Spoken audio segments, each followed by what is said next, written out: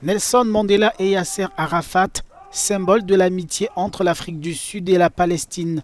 Le soutien de Pretoria à la cause palestinienne est vieux de plus de 30 ans. C'est fort de cette relation que le gouvernement sud-africain portera jeudi devant la Cour internationale de justice sa plainte contre Israël pour des actes de génocide qui auraient été commis à Gaza depuis 3 mois.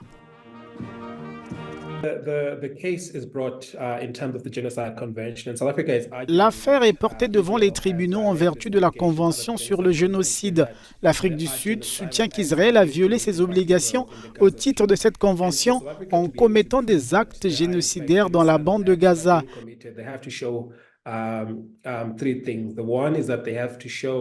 Et pour y parvenir, l'Afrique du Sud doit prouver qu'effectivement ces actes existent.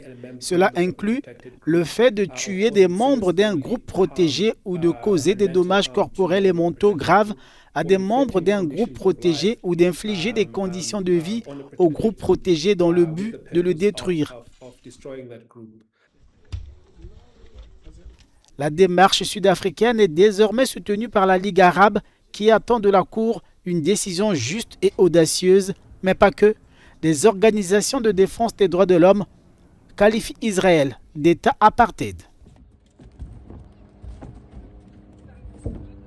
Ce conflit a pour toile de fond un État d'Israël que de nombreuses organisations internationales de défense des droits de l'homme ont qualifié d'État d'apartheid, notamment Amnesty International et Human Rights Watch, ce qui constitue un crime au regard du droit international. Et je pense que cela résonne fortement avec l'Afrique du Sud, compte tenu de son passé, de son histoire, de son passé d'apartheid, également que le gouvernement de l'ANC a combattu.